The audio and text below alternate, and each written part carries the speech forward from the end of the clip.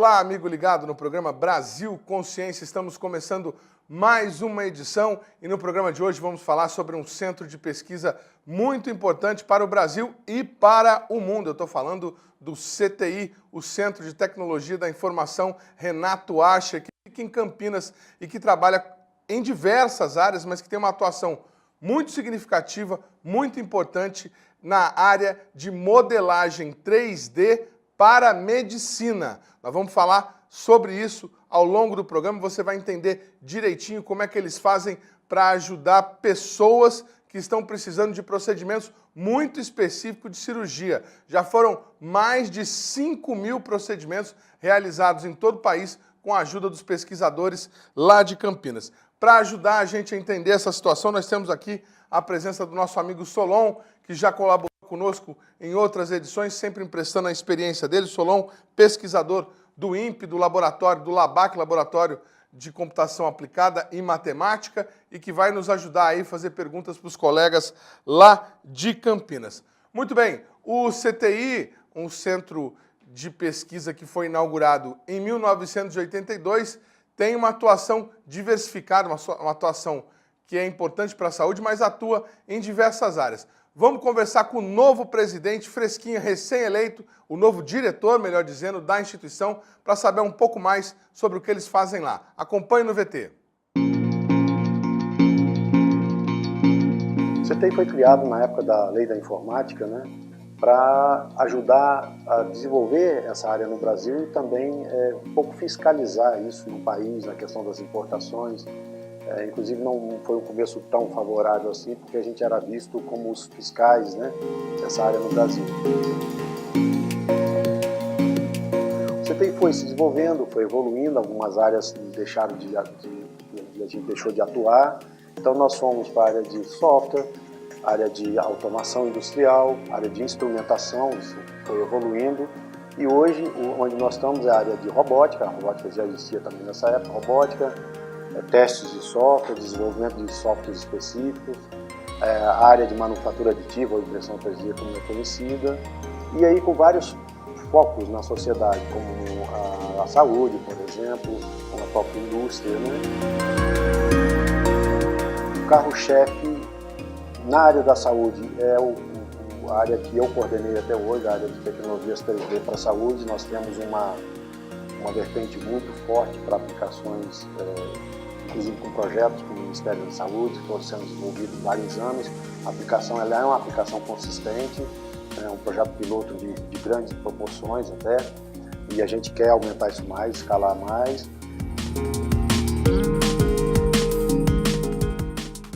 Nós temos um software nessa área chamado Invesários, que está hoje presente em 154, 155 países, preciso me atualizar mais, traduzido em 16 línguas, e tem um grupo de usuários do mundo, uma comunidade de usuários de quase 40 mil usuários.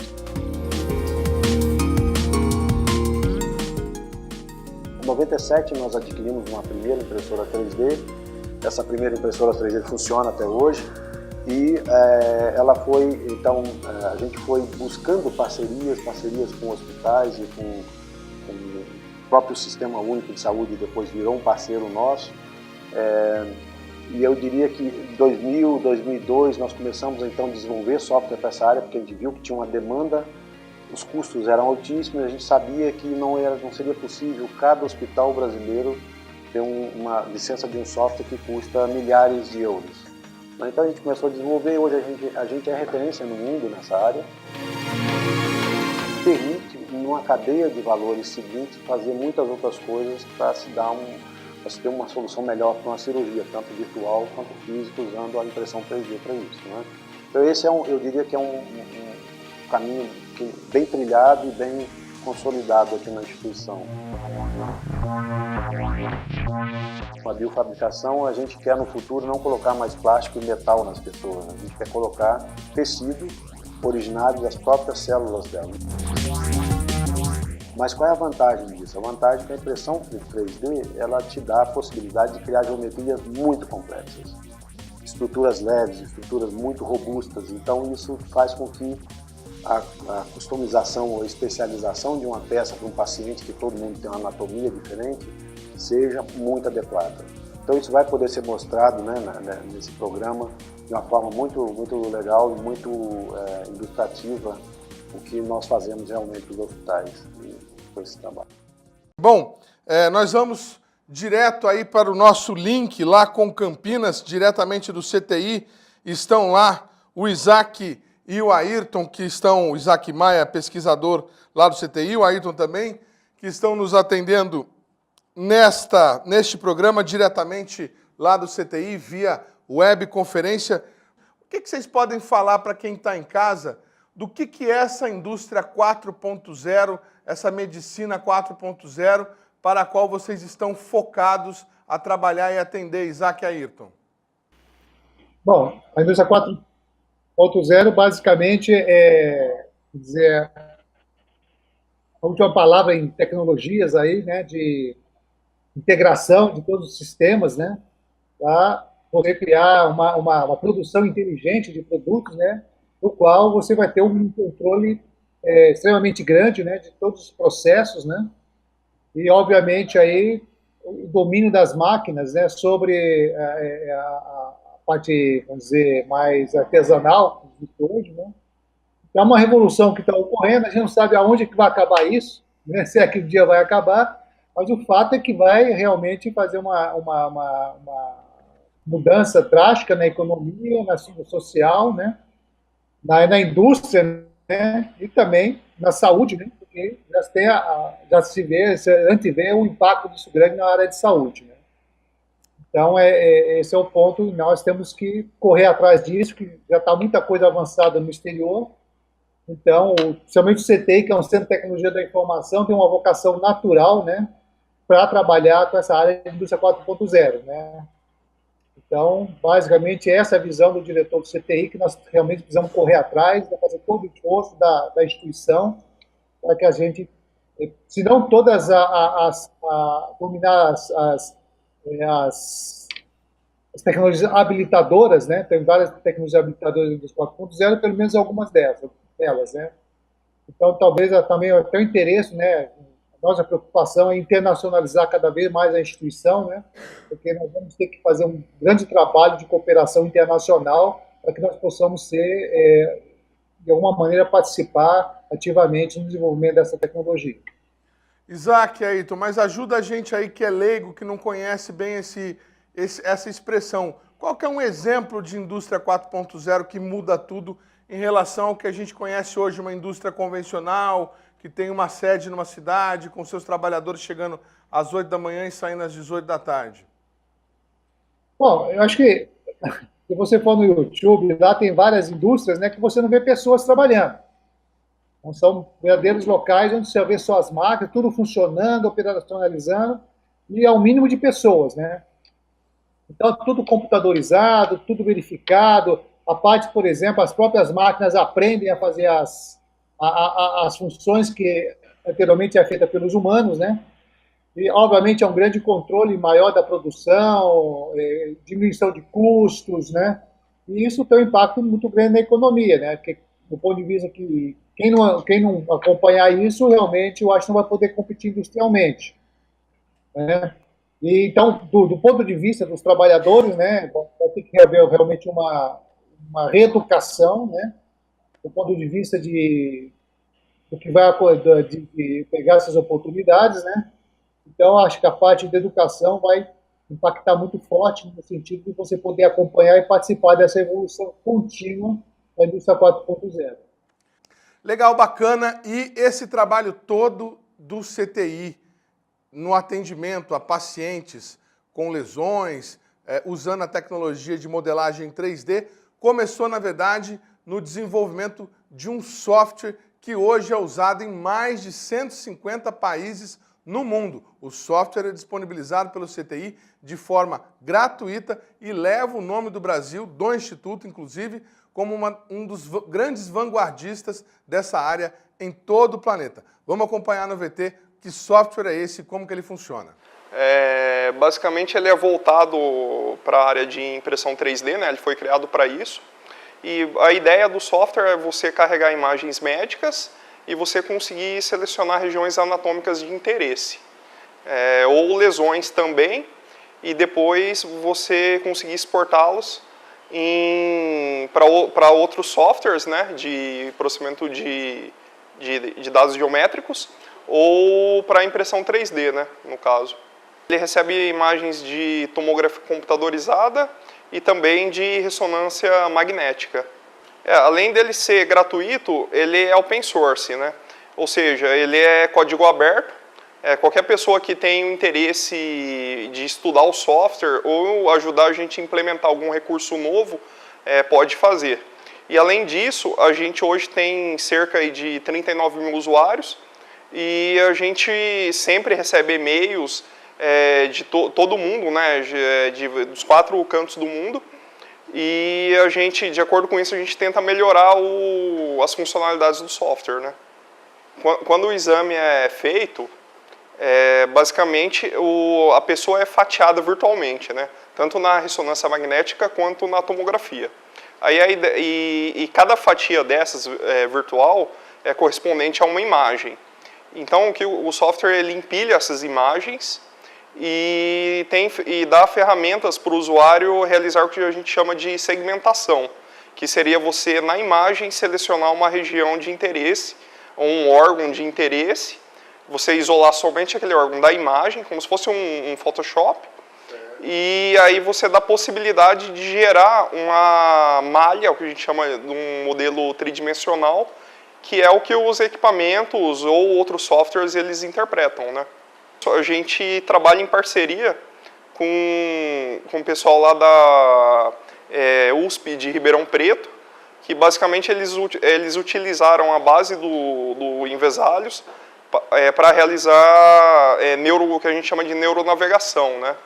Ou seja, o médico ele consegue, com um equipamento, saber qual é a posição exata do paciente em relação à imagem e de ressonância magnética. Tá aí, software brasileiro usado em mais de 150 países do mundo. Vamos de novo lá em Campinas conversar com os pesquisadores do CTI. Até o Paulo, que deu entrevista para a gente explicando sobre o software, está lá também sentado nessa videoconferência que se transformou essa entrevista. Vamos aproveitar e perguntar para eles. Bom, o software a gente já viu funcionando, tem muita gente no mundo inteiro usando. Em que status isso coloca o CTI, o Brasil, nesse campo de pesquisa?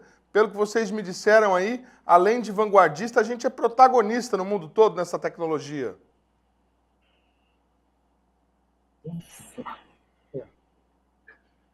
Fica à vontade, qualquer um dos três. Vou dividir a telinha. Sem dúvida alguma, né? Além na época que começou esse desenvolvimento, né? Lá pelo início dos anos 2000, não existia software livre ainda, né, nessa área. O Invesalhos foi um dos primeiros softwares, né? E com essa filosofia, né, a área médica livre, gratuito. E além disso daí, teve vários trabalhos em cima do software, né? Teve teses de doutorado, dissertações de mestrado. Isso daí acaba ajudando a também criar interesses, né? Alunos de iniciação científica começam a se interessar também pela área, e isso daí acaba ajudando no desenvolvimento científico, né? Bacana. Bom, vamos tentar trocar em miúdos para quem está nos assistindo. O software pega lá as imagens de uma ressonância magnética ou de uma tomografia computadorizada. Ele consegue reproduzir essas imagens criando uma espécie de cópia do corpo analisado virtual, né? É como se tivesse feito download do corpo da pessoa ou upload para o computador. E a partir disso vocês conseguem reproduzir os tecidos, refazer partes que a pessoa de repente tenha tido lesões ou tumores. É para isso que esse software serve. Sim, exatamente. Eu acertei no número, eu falei 5 mil procedimentos cirúrgicos feitos até o momento. Era isso mesmo, Ayrton, que tinha esse número mais preciso? 5.000, são 5.470 procedimentos, né, realizados até hoje. 5.470 procedimentos realizados, todos eles, a maior parte deles pelo SUS. Sim, a grande parte foi pelo SUS, foi. De todos os lados do Brasil, né? Todas as regiões, né? Bacana. O Solon tem pergunta para fazer, acho que não sei se é voltada à área do software, mas aí vocês se organizam aí. Pois não, Solon? Olha, nem tanto pergunta, é um comentário, que já faz algum tempo. Eu mexi um pouquinho com imagens médicas, né? E sei que na época o pessoal pagava-se muito por software, por trabalhos de tratamento dessas imagens. Até para o público, assim, isso é um procedimento extremamente importante, social, numa série de tratamentos médicos, que vai desde, eu acredito, próteses, que é da parte da impressão 3D que eles mexem, mas, por exemplo, eu não sei se eles fazem esse tipo de tratamento, mas era muito caro há coisa de 20 anos atrás, por exemplo, numa cirurgia, um tumor, retirado de um tumor. Quer dizer, pagava-se extremamente caro, só tinha uma pessoa, que era um mexicano, se eu não estou enganado, que ele calculava onde o médico deveria perfurar o crânio para chegar mais perto, mais fácil ao tumor. Eu não sei, que seria um tipo de aplicação, que eu não sei se hoje já está resolvido, isso é coisa de 20 anos atrás. Inclusive, queriam que eu desenvolvesse, não consegui, eu até pensei. Né? Porque eu não sou médico, aqui estava mais difícil. Eu não tenho certeza, Solon. Ontem eles estavam explicando, anteontem, quando estivemos em Campinas, o Ayrton estava explicando para a gente a questão dos pontos de ancoragem, aonde que ia fixar a prótese no paciente. Eu não sei se o software permite que o médico consiga identificar. Acho que o Ayrton pode responder se ele ainda estiver por aí, ou o Isaac. Acho que o melhor é o Paulo ou o Ayrton? Então, nesse sentido aí, né? Conforme vocês viram aí no VT aí, a gente tem uma parceria com o pessoal lá do Departamento de Física Médica da USP de Ribeirão Preto. Eles pegaram um software, né, e desenvolveram um neuronavegador, né? Qual que é a ideia? A ideia é que, a partir de um equipamento de navegação espacial, né, basicamente é como se fosse uma caneta, né, esse equipamento me dá o XYZ no espaço, e aí você consegue registrar essas coordenadas, né, colocar elas em coordenadas comuns com a imagem do paciente. Uma vez que elas estão em comum, você consegue passar esse equipamento na região de interesse e, simultaneamente, é exibido em que ponto você está na imagem, né? Hoje eles utilizam isso para aplicar estímulos eletromagnéticos para tratamento de epilepsia, de depressão, que a ideia é evoluir isso daí também para a área cirúrgica também. Encaixa perfeitamente aí com o que o Solon comentou.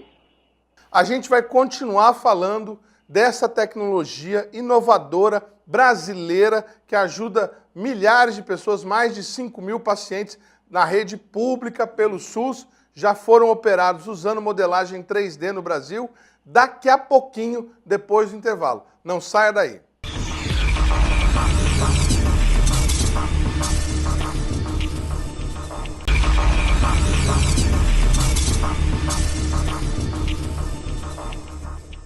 Muito bem, estamos de volta ao segundo bloco do programa Brasil Consciência, falando hoje sobre o Centro de Tecnologia da Informação Renato Ascher, lá de Campinas, centro de pesquisa muito legal, que nós tivemos a oportunidade de conhecer nessa semana, que trabalha em diversas áreas, inclusive com componentes eletrônicos, mas hoje estamos falando especificamente da atuação do CTI na modelagem 3D para a área médica. Tecnologia de ponta, pioneira no mundo, né? O CTI já lançou software que é usado por mais de 150 países e hoje está aí na vanguarda da pesquisa, é o principal instituto de pesquisa do país nesse campo, mas também está na vanguarda mundial, pesquisando aí o uso de modelagem 3D para o auxílio, né, nas cirurgias. Vamos ver alguns dos exemplos em que o CTI já atuou ajudando pacientes reais em situações reais de muita necessidade de uma ajuda durante um procedimento cirúrgico. Acompanhe no VT. Então, o Promed, a gente trabalha aqui numa equipe hoje de 3 pessoas, eu, a Amanda e a Fabiana. A Fabiana é a pessoa que recebe todas essas imagens, essas informações. Os primeiros casos, primeira imagem que chega, ela recebe e verifica todas essas imagens, se estão corretas, e estando tudo correto, passa para a gente trabalhar em cima dessas imagens. A partir do momento que é necessário fazer algum planejamento, algum trabalho específico desse paciente, a gente senta com os médicos, ou através de Skype, ou pessoalmente, e a gente trabalha no desenvolvimento de um modelo que vai servir para facilitar a cirurgia desse paciente. Esse garoto aqui, o Jordani, ele sofreu um atropelamento de moto, bateu a cabeça, quebrou essa parte temporal do crânio, e aí o médico chegou com a gente aqui, queria desenvolver um modelo de prótese que não precisasse trocar a cada fase do crescimento dele. Ele tinha 11 anos, foi feito um estudo quanto cresceria nas suturas da cabeça, era em torno de 3 milímetros, se eu não me engano, e a gente trabalhou no desenvolvimento de uma prótese que a gente chama de tripartida, que são 3 partes. Elas são fixadas em cada sutura diferente da cabeça, frontal, occipital, temporal, parietal, e conforme essa criança vai crescendo, com o passar do tempo, essa prótese vai deslizando, conforme está no exemplo aqui, ela vai acompanhando o crescimento da calota craniana. Esse caso já é um caso de 2008, a gente fez em 2008, e depois desse caso aí, a gente conseguiu, já tinha o know-how de como fazer, e a gente conseguiu fazer outros modelos bem mais rápidos. Esse aqui demorou uns 2 meses para a gente chegar numa solução final. É exatamente esse modelo. Então, como que ela funciona? Ela foi fixada com parafusos na parte frontal, no occipital, na parte de trás do crânio, no parietal, e essa parte aqui ela fica fixa, ela não se move. Então, essas 2 partes aqui, essa é fixa, e essas 2 partes, elas avançam conforme o crescimento dessa criança. Então, foi um modelo, esse modelo a gente ganhou um prêmio de inovação do Ministério da Ciência e Tecnologia, porque não tinha feito nenhum caso no mundo que a gente conhecesse ainda. Então, foi um caso bastante interessante que a gente trabalhou com ele com bastante gosto. Esse paciente, o Bruno, bateu de moto também numa caçamba de entulho de lixo que fica na rua, quebrou toda a parte frontal. Então a gente fez um trabalho, foi um trabalho demorado, porque a princípio eles iam fazer 6 cirurgias para reconstruir essa parte toda, e a gente sentou junto com o médico e da Sobrapar, e a gente foi tentando reduzir esse tempo de quantas cirurgias precisava fazer, e a gente chegou num modelo que foi necessário somente uma cirurgia. Então a parte de espelhamento, a parte que a gente não consegue espelhar, a gente criou um banco de ossos virtuais, que a gente tem de todos os pacientes, então a gente separa as regiões boas de interesse. Então, quando tem um paciente com uma lesão, a gente vai buscar nessa pasta, precisa de uma frontal, a gente vai uma que tem a mesma característica, lógico, e procura uma que vai servir para a gente ganhar tempo na confecção. É quase um transplante de osso, sem transplante virtual mesmo. Virtual. Faz download do osso igual. Isso. Esse modelo foi feito em 2 partes, né? Uma para ancorar o cérebro e a outra foi a parte frontal de estética mesmo. Ela ficou oca porque ela tinha que ser leve, a prótese, e foi implantada uma desse tipo. Aqui é a cirurgia e 1 ano depois da cirurgia.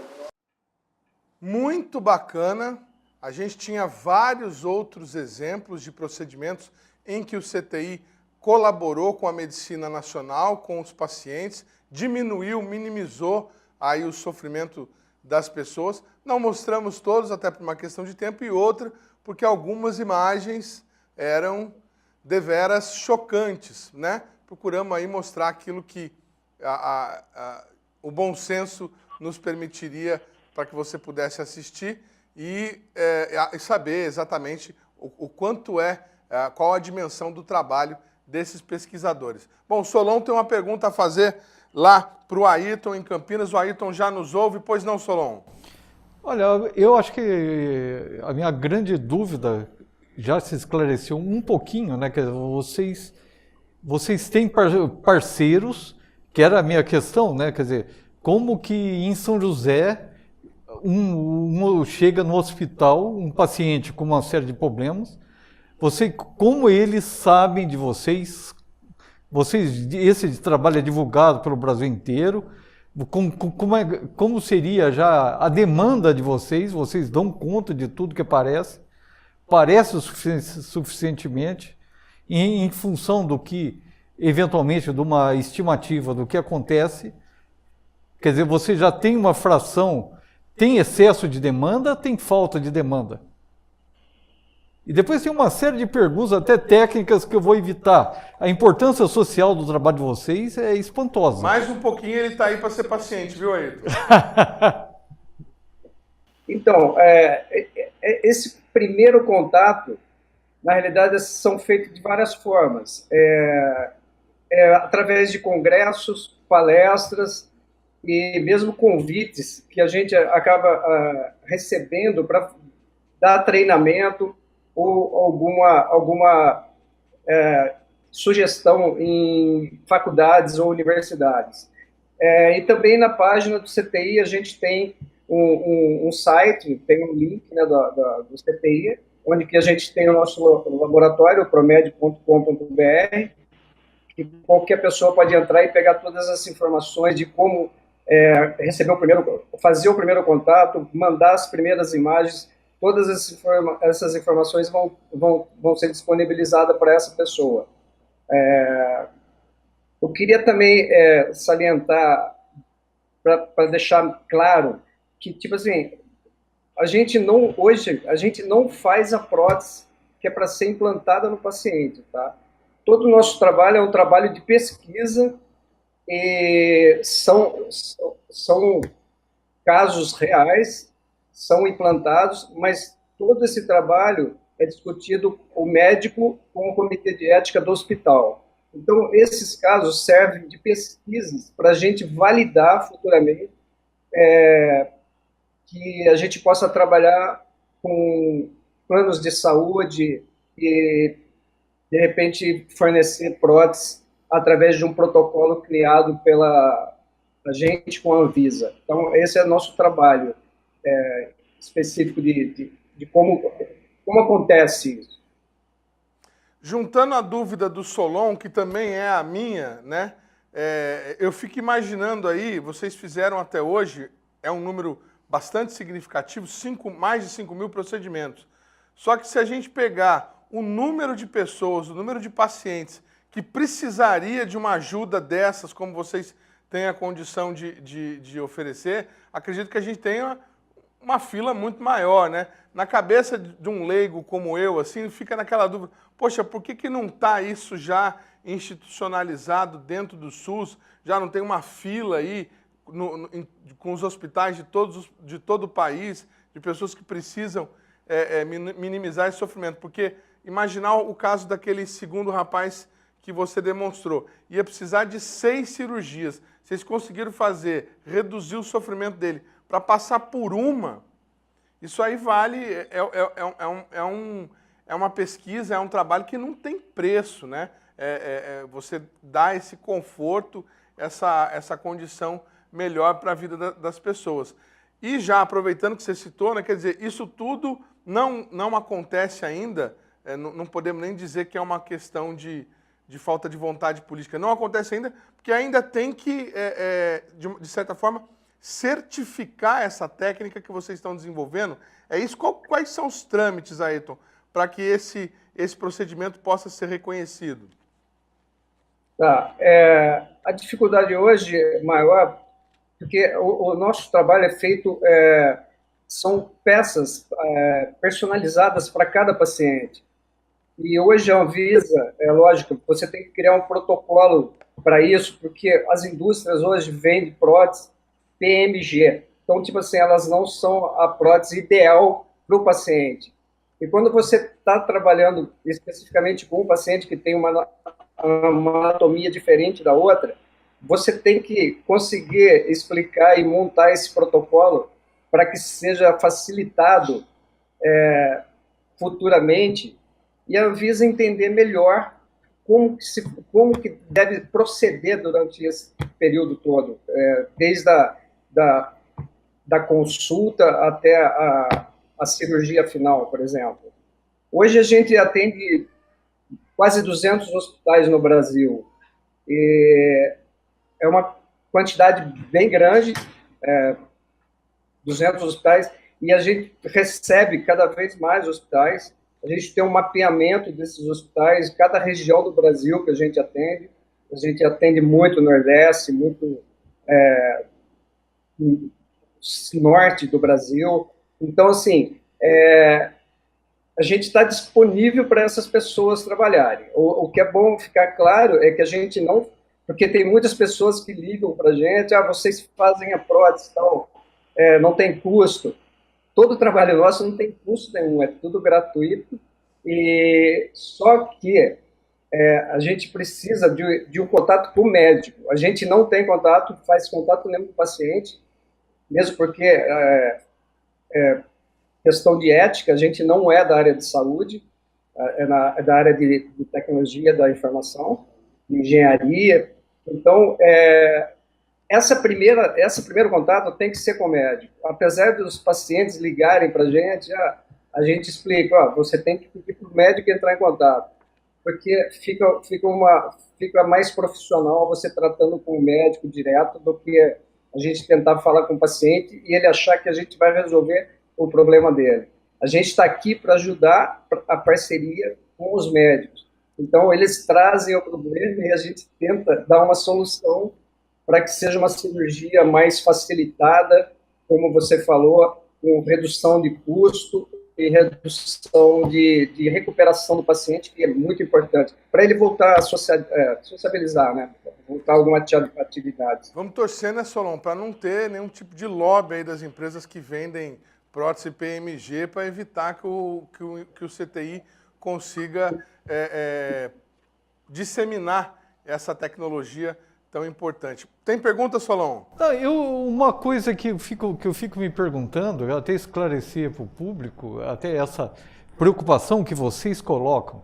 Vocês são pesquisadores numa área de informação.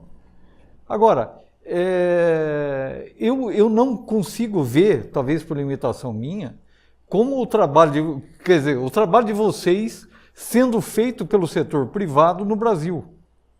Então, eu acho que é até para nossa área, todo mundo que trabalha com ciência, tecnologia, com pesquisa, quer dizer, esse trabalho de vocês, de pesquisa, vocês acreditam que a iniciativa privada faria algo semelhante aqui no Brasil? Só para... O Isaac ia falar um pouco aqui, mas hoje existem várias indústrias, várias empresas já que comercializam e trabalham com uma forma de... Como a gente faz hoje aqui. E só para deixar claro, a maioria, ou quase todas essas empresas, eles passaram aqui, aprenderam com a gente, porque a gente está aqui para passar isso para as pessoas. Na realidade, assim, a gente precisa disseminar isso para o Brasil todo. A gente não quer centralizar tudo isso aqui para a gente, porque é muito difícil pessoas do Norte, Nordeste, de locais longe do país, mandarem esses modelos para cá. Você tem um tempo e as pessoas não têm condições, às vezes, de ficar trazendo exames, mandando exames direto. Então, tipo assim, a ideia é você colocar em cada parte do Brasil um laboratório, um centro que consiga fazer esse tipo de trabalho. Hoje a gente já tem na Paraíba um pessoal da universidade que faz isso. No Rio Grande do Sul também tem uma equipe que trabalha com isso também. Não me lembro direito a cidade, mas A ideia é essa, é passar esse tipo de conhecimento que a gente tem aqui, que são pessoas bem capacitadas, então a maioria da equipe aqui, eles estão há 10, 12 anos juntos, então eles conhecem muito bem, e disseminar isso daí, para que haja outras pessoas. Essas pessoas que trabalham com isso hoje, com esse tipo de trabalho hoje, fazendo esses modelos, todos eles passaram aqui e aprenderam com a gente. Então, pode ter certeza. Bacana, Ayrton. A gente vai... Pois não? Alguém ia falar alguma coisa? Quer fazer um complemento que o programa que lida com toda essa parte médica no CT é o chamado PROMED, né? É o programa de PDI em aplicações de tecnologia na medicina e saúde, né? E, basicamente, eu fiz alguns estudos justamente com o Jorge, e a gente tem que dar hoje, ele é inédito, né? Nós temos estudado, por exemplo, o modelo inglês, né? E lá tem o National Health Service, né? Eles querem, obviamente, estão implantando isso. Só que o modelo deles é a implantação em cada hospital. Ora, se você vai... Os custos das impressoras são altos, né? As impressoras que nós utilizamos aqui são impressoras de metal, que é provavelmente para fazer próteses e tudo, né? São caríssimas. Toda manutenção é muito cara, né? Então, o modelo brasileiro, que é criado aqui pelo PROMED, você consegue centralizar isso de alguma forma, né? Num sistema para poder atender não só as pessoas, mas a variedade de demandas que você tem, né? Por exemplo, uma impressora aqui que nós conseguimos para fazer estudos, desenvolvimento de prótese óssea, custou €1 milhão, né? Então, o modelo de como atender a todas essas demandas, inclusive faz parte dos nossos estudos, né? Eventualmente, nós capacidade, a nossa participação é apoiar o desenvolvimento de novos núcleos no Brasil inteiro, né? Então, essa tecnologia está aberta para quem quiser, basicamente, colocar na sua região, né? Mas tem toda essa questão, né? Hoje nós fazemos gratuitamente, né? Mas, obviamente, temos nossas limitações para poder fazer isso, né? Principalmente um trabalho como o Ayrton faz, né? Leva tempo, você tem que fazer toda a parte de segmentação, tratamento de imagens médicas e tudo, né? Isso, inclusive, é uma nova profissão que está entre o cirurgião e o radiologista, né? Então, há necessidade de formar recursos humanos também para poder fazer esses trabalhos de modelagem, né? Então, basicamente, nós temos também o papel de formação de recursos humanos, né? De difusão das tecnologias e, incrivelmente, isso é tudo feito ao mesmo tempo, né? E, obviamente, a cultura também, à medida que, outro ponto importante, que não só evolui, mas tecnologias, as máquinas de impressão 3D também evoluem, né? Então, nós precisamos estar sempre a par disso, inclusive para ajudar as empresas, né, antes de comprarem um equipamento, antes de fazer um investimento, elas terem aqui, vamos dizer, um projeto piloto, né, para fazer esse desenvolvimento, né? Inclusive, como o Ayrton falou, spin-offs, né? Inclusive na área, só um exemplo interessante, nós temos uma área também na área de biofabricação, né?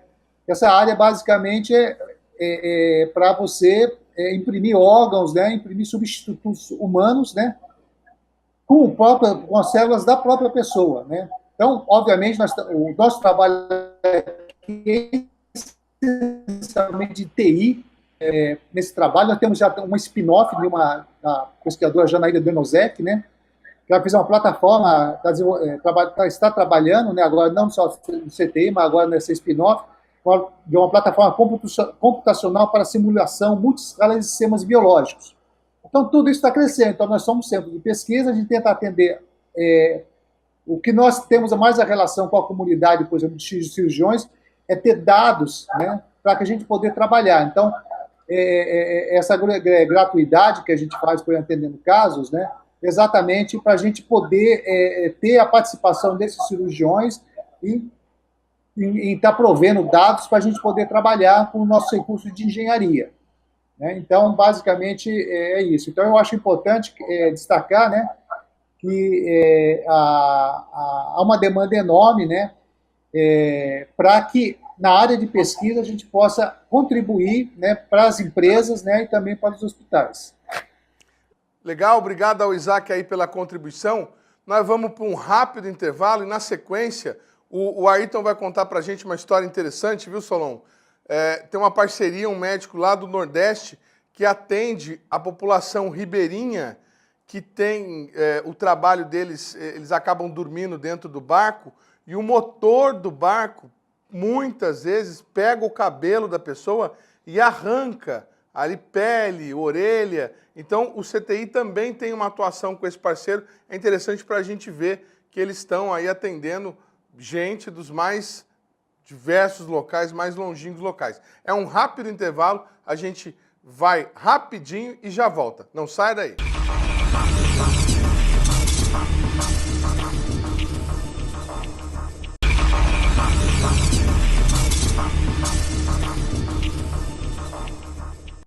Terceiro bloco Brasil Consciência, estamos de volta com muita informação para você, esse assunto super bacana, esse centro de pesquisa lá de Campinas, que pouca gente conhece, mas que é importantíssimo na vida de muitas pessoas. Terminei o último bloco falando de um trabalho, uma parceria que o CTI tem com um profissional médico lá no Nordeste que atende população ribeirinha que eventualmente tem parte do rosto, orelha arrancada por acidentes ali no barco, eles dormem dentro da embarcação. O Ayrton vai contar melhor para a gente como é que é isso e como é que vocês chegaram nesse parceiro, esse, digamos assim, intrépido médico que está lá ajudando essa população ribeirinha. Como é que foi, Ayrton? Como é que vocês chegaram nele ou como que ele chegou em vocês?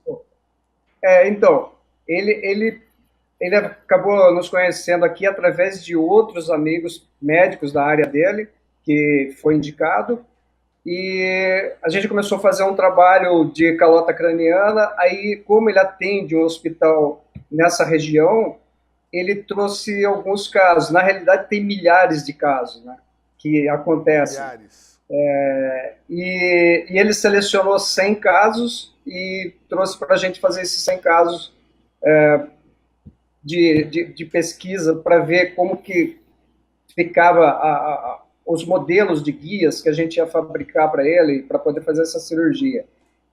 Foi um trabalho bastante legal, está acontecendo ainda, a gente não finalizou ainda, e ele acabou de me ligar até a semana passada, que ele tem uns casos para trazer, então, sempre um atrás do outro chegando. Eles fazem na região várias propagandas pedindo para não dormirem no barco ou deitarem no barco. Tem uma proteção que eles criaram no motor do barco, mas ainda é pouco. Né? Ele disse que ainda falta muito ainda para conscientizar essas pessoas.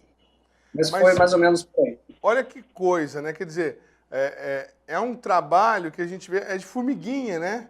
Vai conhecendo aqui, um fala para o outro, tem um congresso, explica lá a técnica, quer dizer, não é algo institucionalizado, né? Não tem uma lista de espera, digamos assim, no site do SUS. É uma coisa interessante. Para a gente atender a pessoa que está em casa, de repente, a mãe, o pai que está lá com o filho lesionado, previsão de 4, 5 cirurgias. Eles estão assistindo o programa, se interessaram e querem que o médico deles entre em contato com vocês. O que o médico tem que fazer? É simples, a gente tem um e-mail, um endereço eletrônico, que é o promed@cti.gov.br. A Fabiana vai receber esse primeiro contato e vai passar toda essa informação necessária para começar a fazer os primeiros procedimentos, os primeiros estudos em cada tipo de cirurgia.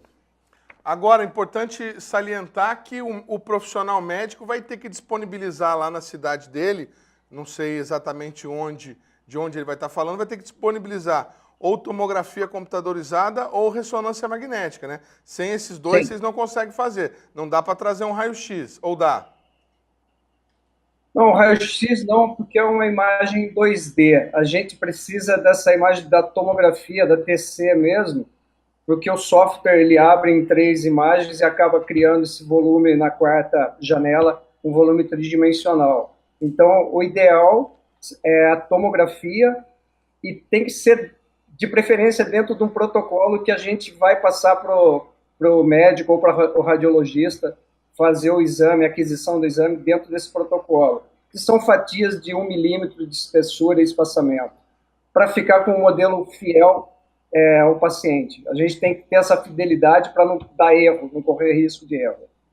Muito bacana. Vamos ver então, depois de passado esse processo em que o Ayrton trabalha, o médico mandou as imagens, eles já fizeram o estudo, fizeram o projeto no software que eles mesmos desenvolveram e aí depois vai para a fabricação. Vamos conhecer esse setor que fabrica as peças, as próteses e os outros objetos em 3 dimensões usando essa tecnologia da impressão em 3D. Acompanhe no VT.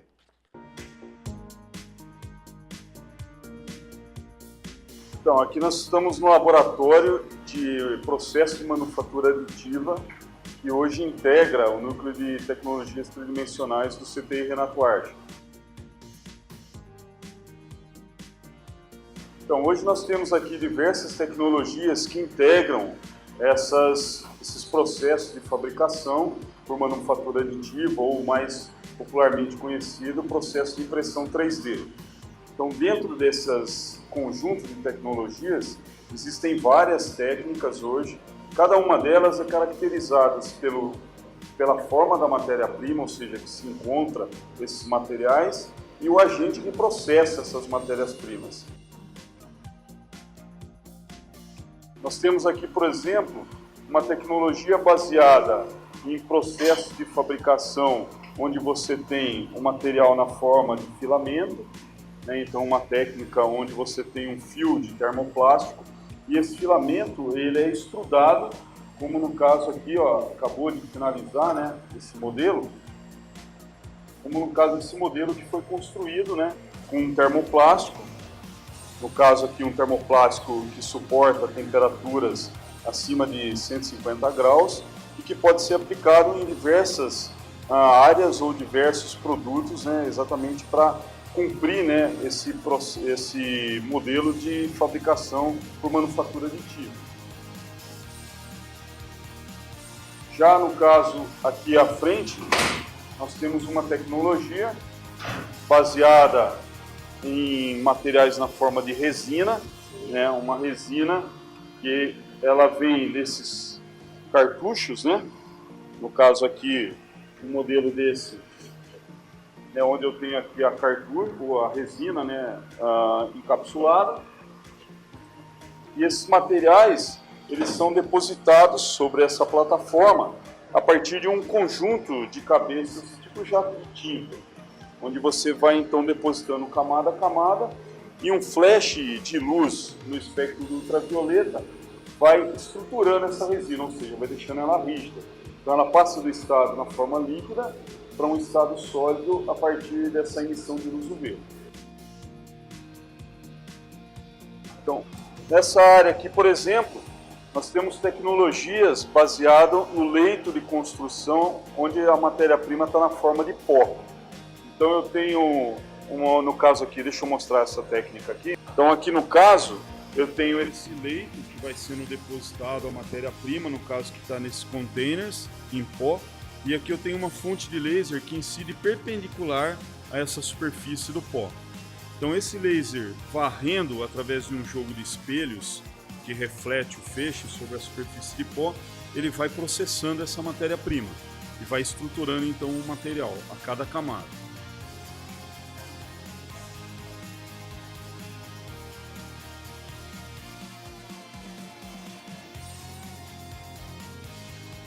Que trabalha com materiais metálicos.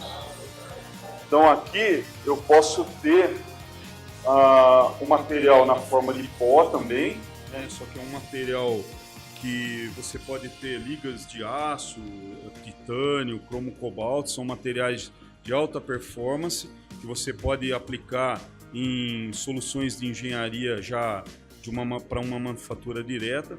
E você então processa esse material, no caso aqui, em vez de ser um laser, é um feixe de elétrons, que você também é um processo térmico, só que você precisa de alta energia para trabalhar com a fusão desses materiais metálicos.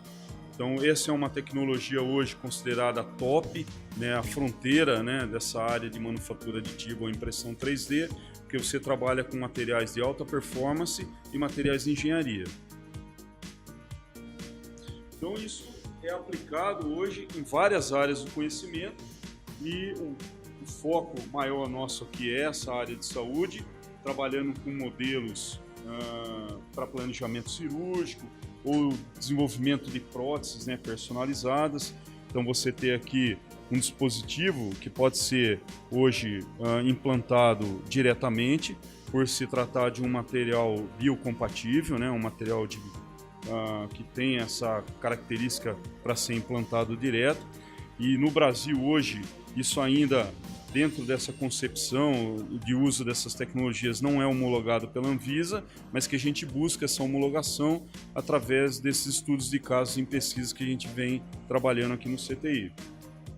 Então, esse daqui, na verdade, é um modelo subtraído do meu perfil 3D do rosto, através de uma digitalização, e depois impresso, né, numa impressora 3D colorida. Isso é uma aplicação na área de medicina forense ou reconhecimento facial.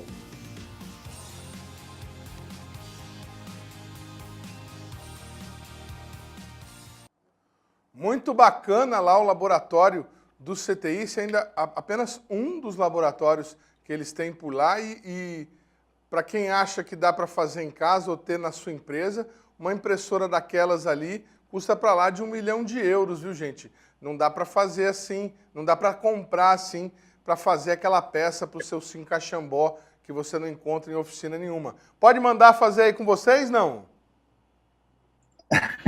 Bom, tudo é como a gente falou, a gente tem limitações, né? E basicamente nosso trabalho é mais pesquisa, né? Não é atendimento, vamos dizer, ao público em geral, né?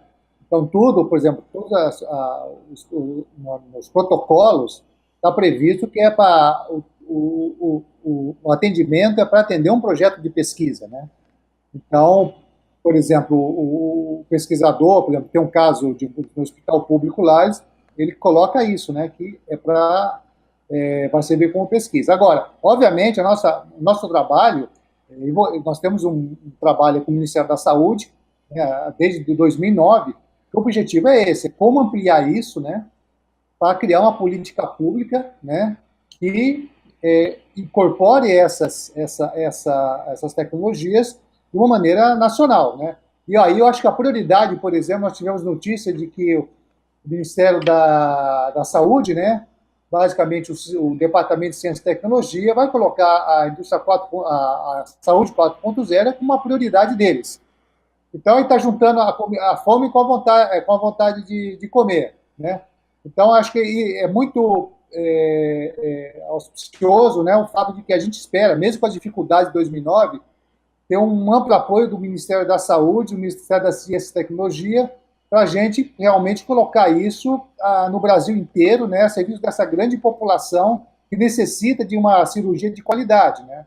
Gostaria de só destacar que a gente, desde acidentes, né, os casos, desde a parte de acidentes, a parte de câncer, a parte também de problemas congênitos, né, e envelhecimento, né. Então, a população está envelhecendo. Obviamente, essas tecnologias vão ser cada vez mais demandadas, né?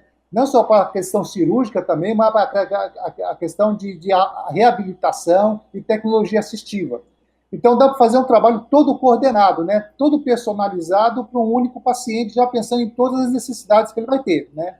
Mas isso a gente realmente tem que... A gente tem um projeto piloto, a gente tem basicamente a demonstração, né, de que isso funciona, né? E, por exemplo, se o Ministério da Saúde, né, que eles têm uma prioridade, eles só querem aquilo que está para virar produto. Então esse apoio do Ministério da Saúde é um reconhecimento de que a gente está naquele ponto que pode gerar realmente produtos, né, e mais que a gente precisa realmente ter agora uma política mesmo, um ministério voltado para isso. Felizmente, nós já estamos tendo essa resposta. Então, eu acho que a gente deve ter aí resultados muito bons do ponto de vista de ampliação de toda esse potencial tecnológico para a saúde com uma ampla gama da população.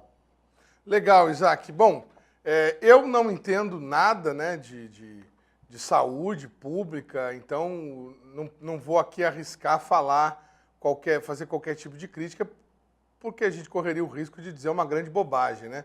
Mas você vê uma técnica dessa, que já ajudou mais de 5 mil pessoas, não sendo reconhecido pela Anvisa, e aí você pensa assim, nós tem tanto emagrecedor, né, por aí, né, sendo vendido em farmácia, tanta coisa que a gente, remédios aí que a gente não sabe se tem essa eficácia comprovada, né, dito remédio, enfim, não vamos entrar no mérito também, porque senão a gente ficaria aqui um outro programa falando a respeito disso. Bom, novidade também, né, informação quente lá sobre o CTI. O CTI tem novo diretor. O processo lá é um processo a renovação da diretoria é um processo eleitoral. Nós vamos conversar a respeito disso já, mas vamos ouvir a palavra do presidente, aquilo que ele pretende fazer no Instituto daqui para frente.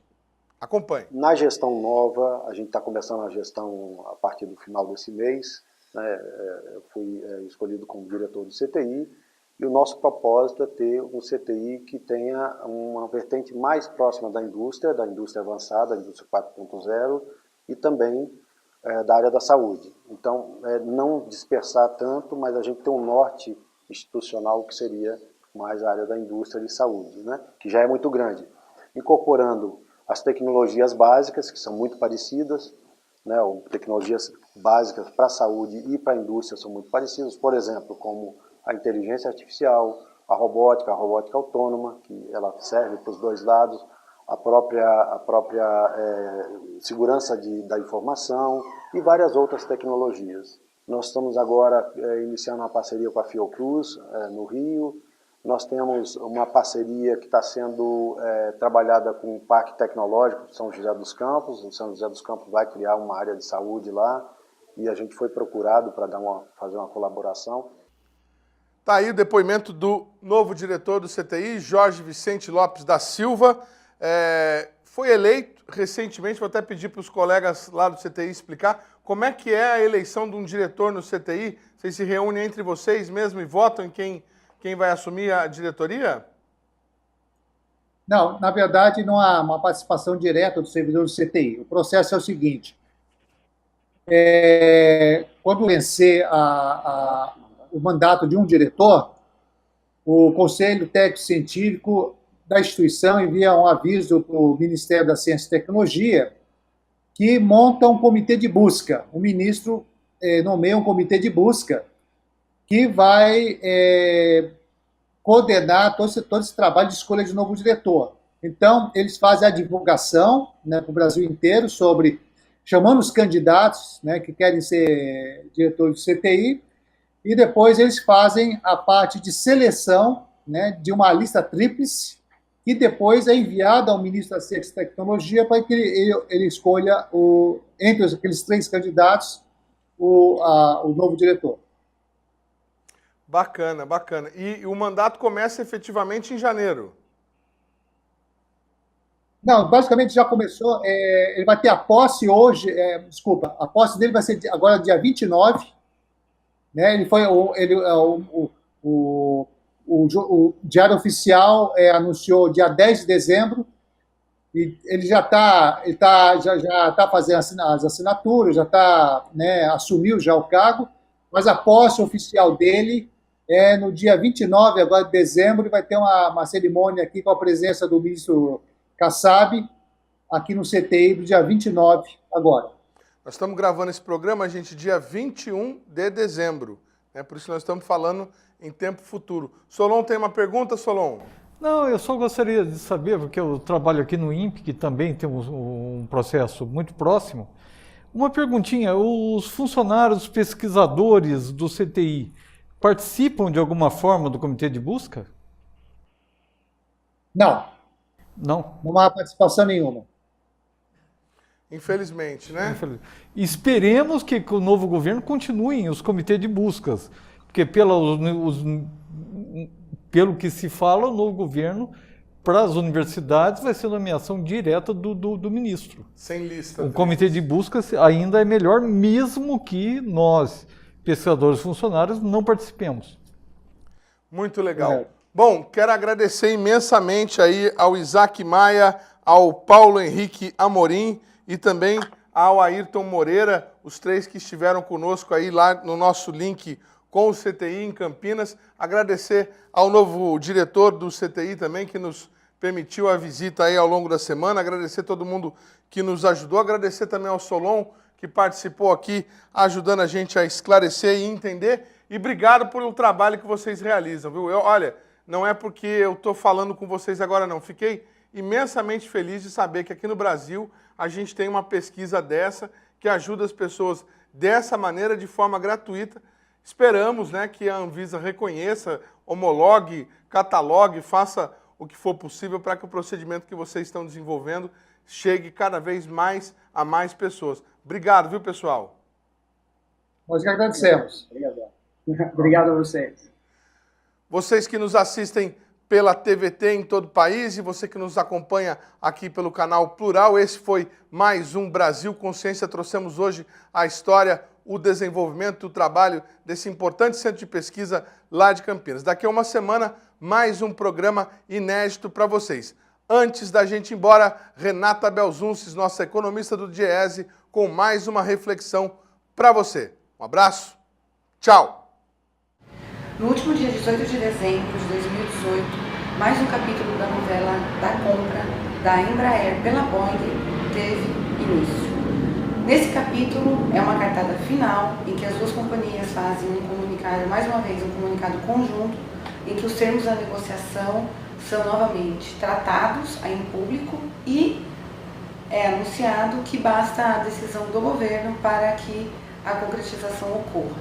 Os termos da negociação não tiveram mudança com relação aos que foram apresentados no mês de julho, quando a primeira vez elas fizeram a mesma coisa de vir a público e explicar. Somente durante um ano, somente 2 vezes as companhias falaram com todos os interessados de forma geral. Falaram com os trabalhadores, falaram com investidores, falaram com a sociedade. Os termos do negócio, firmado e reafirmado, implicam a criação de uma nova empresa em que a Boeing será detentora de 80% e a Embraer 20%. O que vai para essa nova empresa? Essa nova empresa retirará da Embraer a divisão comercial de aeronaves, que é a divisão que historicamente é responsável por 60% do faturamento da Embraer. A separação cirúrgica da companhia que hoje nós conhecemos como Embraer, em seus 3 segmentos, defesa, aviação comercial e aviação executiva, será certamente traumática. São 16 mil trabalhadores, é uma empresa que nos últimos 5 anos investiu 400 milhões de dólares em pesquisa e desenvolvimento, teve uma série de benefícios do governo, como possivelmente é a empresa que de forma individual mais se beneficiou da desoneração da folha de pagamentos, com estimados quase 2 bilhões de economia, 2 bilhões de reais de economia. E todo esse patrimônio, que foi construído ao longo de mais de 60 anos, está passando por um trauma do qual a gente não sabe se o que restará da Embraer sobreviverá.